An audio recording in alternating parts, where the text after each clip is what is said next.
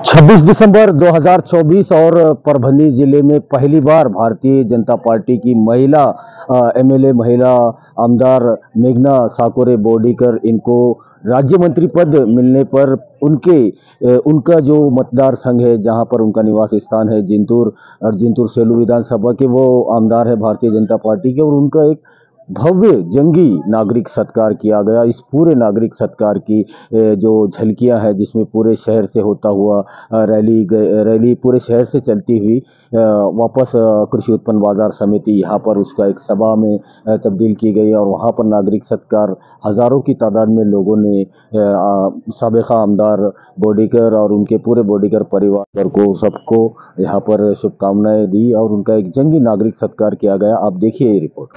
सुंदर अशी पालवी आहे। सगळ्या पदाधिकाऱ्यांच्या वतीने हा सत्कार सन्मान आता इथे होत आहे। एकदा जोरदार टाळ्या झाल्या पाहिजे। नागरिक सत्कार समिती यांच्या वतीने कार्यसम्राट संघर्ष करण्या लोकप्रिय आमदार मेघना बोर्डीकर यांच्यासाठी जोरदार टाळ्या झाल्या पाहिजे। भारतीय जनता पक्षाचे देशाचे नेते आदरणीय पंतप्रधान मोदी साहेब, देशाचे गृहमंत्री आदरणीय शाह साहेब, राज्याचे प्रमुख मुख्यमंत्री आदरणीय फडणवीस साहेब, राज्याचे प्रदेशाध्यक्ष आदरणीय बावनकुळे साहेब यांनी सगळ्यांनी तो विश्वास मेघनावर दाखवला, त्याला जी संधी दिली त्याबद्दल पक्षाच्या नेत्यांचे अंतःकरणापासून आभार व्यक्त करतो। आणि तो जो विश्वास टाकलाय त्या विश्वासाला कधीही तडा जाऊ देणार नाही। आणि ज्या विश्वासाने केले भारतीय जनता पक्षाच्या नावलौकिकमध्ये कुठेही माझी मुलगी कमी पडणार नाही एवढा विश्वास या निमित्ताने व्यक्त करतो। विकास करण्यासाठीच राज्यमंत्री कॅबिनेट मंत्री हे पद असतात, त्यामुळे आता संधी मिळालेली आहे, संधीचं सुरू करण्याचं काम मेघना निश्चित करेल एवढाच विश्वास या निमित्ताने तुम्हाला देतो। धन्यवाद।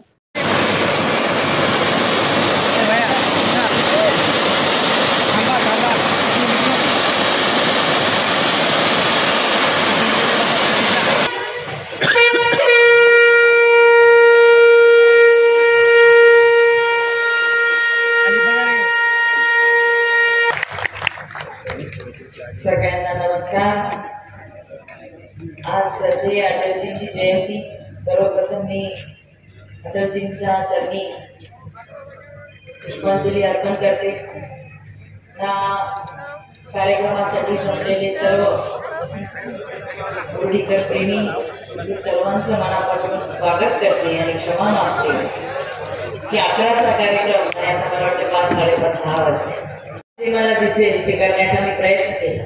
खरं तर मी राजकारणात येऊ नये, राजकारणात माझ्या येण्याला सगळ्यात जास्त विरोध होता तो अमोल यादवजींचा।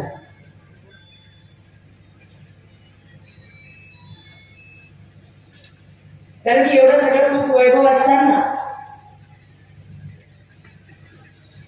त्या पुरुषाच्या क्षेत्रामध्ये एकाही मुलीने यायचं नाही अंकल, अशी अमोलजींची इच्छा होती। आणि बाबालाही वाटत 2 टाइम तुला खायला भेटते, कशाला यायचंय तुला इकडं।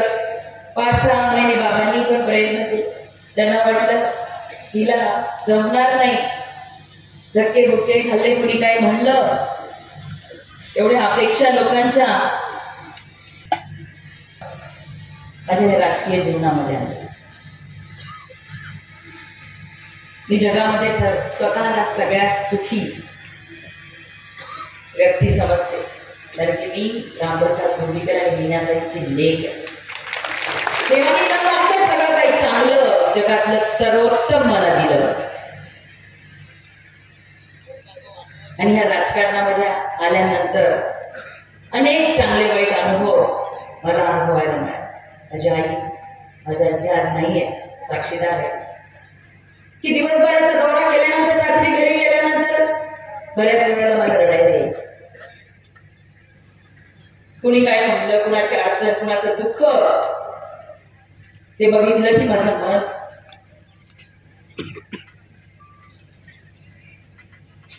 हे लावून जायचं. आणि आपल्यापैकी अनेक जणांनी तो अनुभव सुद्धा घेतला. सदस्य म्हणून चांगल्या पद्धतीने काम करणं मी 5 वर्ष केलं. पूर्ण परभणी लोकसभा मतदारसंघामध्ये काम करत गेलो. उद्देश सुरुवातीला तर नव्हता कुठल्या निवड येण्याचा, पण एकदा या क्षेत्रामध्ये आल्यानंतर तुम्ही लोकांनी मला घरी बसू दिलं नाही. पहिली निवडणूक लढली, निवडून आली. दुसऱ्यांदा प्रयत्न केला लोकसभेसाठी, तरीच मला आमदारकी लढायची नव्हती, आमदार व्हायचं नव्हतं. पण 2019 मध्ये पक्षांनी कोरा एबी फॉर्म दिला.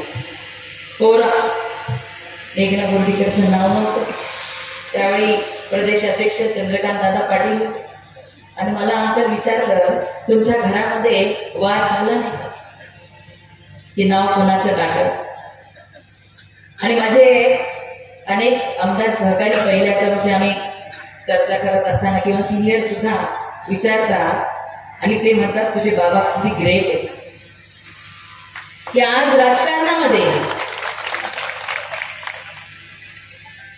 सांगता बोलता येत नसलं तरी स्वतःचं पद सोडण्याची ताकद, मोठं मन मुलाच्या बापाला पण या महाराष्ट्राने नाही तर भारताने कधी बघितलेले नाही. पण एका लेकीला स्वतःची जागा देण्याचं काम, मोठं मन आणि लेकीवर विश्वास दाखवण्याचं काम माझ्या बाबांनी जे केलं त्याची जाणीव कायम माझ्या मनामध्ये आहे. आणि 2019 मध्ये पहिल्यांदा भारतीय जनता पार्टीचं कमळ तुमच्या सगळ्यांच्या मेहनतीमुळे, सहकार्यामुळे या जिंतूर विधानसभेमध्ये फुललं. 2.5 वर्ष आपण विरोधात काढले, 2.5 वर्ष सत्तेत काढले. त्या 5 वर्षाचा अनुभव आपण सर्वांनी घेतला. आणि मग लोकसभेच्या निवडणुका आल्या. लोकसभेच्या निवडणुकांपासनं त्या विरोधकांनी एकच मुद्दा हाताशी घेतला होता, कारण की ह्या देशामध्ये नरेंद्र मोदीजींच्या नेतृत्वामध्ये भारतामध्ये होत असलेली विकासाची घोडदौड आणि शेवटच्या व्यक्तीचा विकास करण्याचं जे स्वप्न मोदीजींनी बघितलेलं आहे त्याच्या पुढे ह्यांचा टिकाव लागणार नव्हता. म्हणून काय, जातीवादाचं शस्त्र त्यांनी हातामध्ये घेतलं. खोटे नरेटिव्ह, संविधान बदलणार असे खोटे नरेटिव्ह त्यांनी तयार करण्यात आले. ज्यांनी कधी लोकांचे अश्रू पुसले नाही किंवा लोकांच्या अडचणी ज्यांना माहिती नाही ते असे शॉर्टकट शोधतात. तर ही तर बोर्डीकरांची लेख आहे व आयुष्य फक्त आणि फक्त जनतेच्या सेवेसाठी ज्या माझ्या बापांनी या ठिकाणी घातले. या जातीपातीच्या राजकारणामुळे हे मेघना बोर्डीकर कधीच पडणार नाही. हा विश्वास आम्हा दोघांना होता. या ठिकाणी मी आभार मानते सुरेश भाऊ घुमरेंचे. एका भावाच्या पेक्षा जास्त काम त्यांनी आपल्या मतदारसंघामध्ये एका बहिणीसाठी केलं. विरोधक विसरले की हा जिंतूर सेलू मतदारसंघ माझ्या बाबांनी, माझ्या आईनी, माझ्या अंकलनी हा कुठल्या जातीपातीच्या राजकारणावर बांधलेला नाहीये. तर या जिंतूर सेलूच्या प्रत्येक जाती धर्मातल्या प्रत्येक कुटुंबातल्या व्यक्तीला स्वतःच्या कुटुंबातल्या व्यक्तीप्रमाणे त्यांनी मानसन्मान दिला. 40-50 वर्ष त्यांनी या लोकांची सेवा केली. तुमच्या कुठल्याही फेक नरेटिव्ह वरती या जिंतूर सेलूची जनता भरणार नव्हती. आणि त्याच पद्धतीने लोकसभेपासून ओबीसी तिकडे जाणार, मराठा मागासवर्गीय मुसलमान कुठे जाणार आणि आपले सारखे आधी दर्जा देव दर्जा वापली. लेकिन बाकी प्रकार त्या देशाचे पंतप्रधान नरेंद्र मोदीजी, त्या देशाचे कणखर असं गृहमंत्री जे आपल्या सभेसाठी आले आणि त्यांच्या सभेनंतर सगळ्यांनी जाहीर करून टाकलं की दिदी निवडून आली, आपली सीट लागली. ते अमित भाई शहा आपल्या राज्याचे मुख्यमंत्री माझ्या मोठ्या भावाप्रमाणे दिवसाला एक तरी फोन असायचा, मेघना काय चाललंय, मेघना इकडं बघ, मेघना इथं कमी पडते, मेघना असं कर, मेघना तसं कर. ते आदरणीय देवेंद्र फडणवीस साहेब, त्या राज्याचे प्रदेश अध्यक्ष बावनकुळे साहेब आणि माझे बाबा, माझे काका आणि माझ्या बाबांचे, माझ्या काकांचे पहिल्यापासूनचे सगळे तुम्ही पाठी राखे. त्या सगळ्यांच्या मेहनतीमुळे, तुमच्या सगळ्यांच्या विश्वासामुळे, तुम्ही केलेली जीवापाड मेहनतीमुळे की लोकांनी कठीण बनवून टाकलेली निवडणूक सुद्धा आपण जिंकू शकलोय, हे मी कायम ध्यानात ठेवले. म्हणून मी 5 वर्ष प्रयत्न केला प्रत्येकाच्या आरोग्याची चांगली काळजी घ्यायची, प्रत्येक माझ्या महिलेला आर्थिकदृष्ट्या सक्षम करायचं, प्रत्येक माझ्या शेतकऱ्याला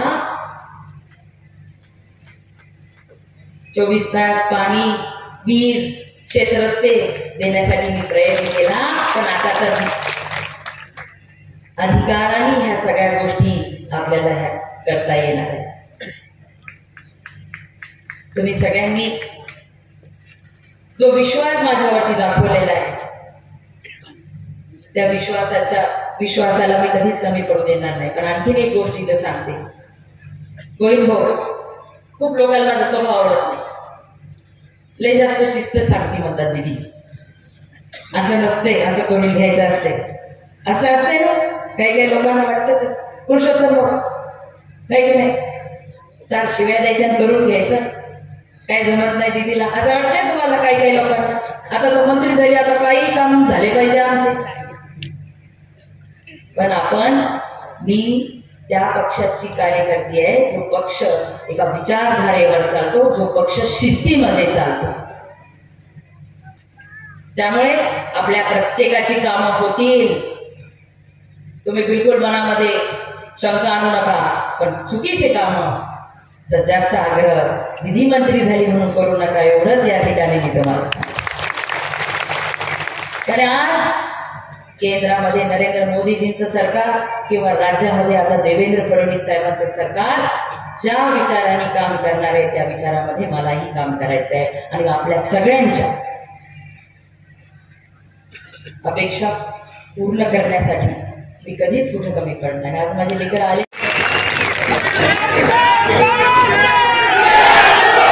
आज एवढा आनंद या 50 वर्षाच्या प्रवासामध्ये पहिल्यांदा बोर्डीकरला झालाय. आणि त्या आनंदामध्ये सगळ्यांना त्याचं कौतुक करता यावं, अशा पद्धतीचं निवेदन, काय म्हणतो मी, निवेदन त्या कमिटीचं असायला पाहिजे होतं.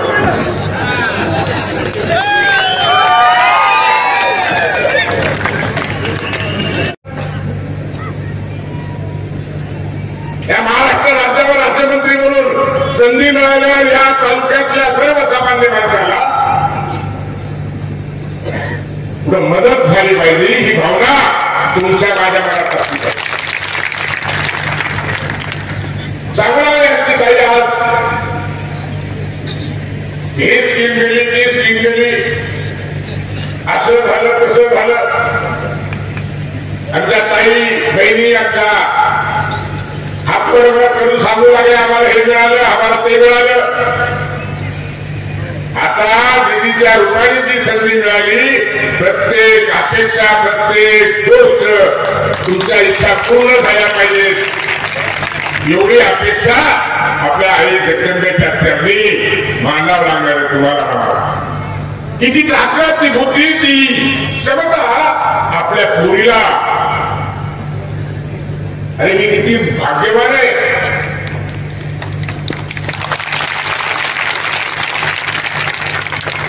पोरी असून सुद्धा महाराष्ट्रामध्ये रोडीकरचं नाव करण्याची ताकद एक मुलगी ठेवते. आणि हे करत असते. तुम्हाला एक गोष्ट सांगू इच्छितो मी, तुम्हाला हे जीवनात पुढे जायचं असेल तर एक गोष्ट निश्चित ज्याचं घरच्या बरोबर एक मत आहे, एक विचार आहे. आणि इतिहासानं सांगितलं, लक्षात घ्या की कर्तबगार पुरुषाच्या पाठीमागं महिलांचा हात असल्याशिवाय पुढे नाही जाऊ शकत. इथं तर 5-5 पोरी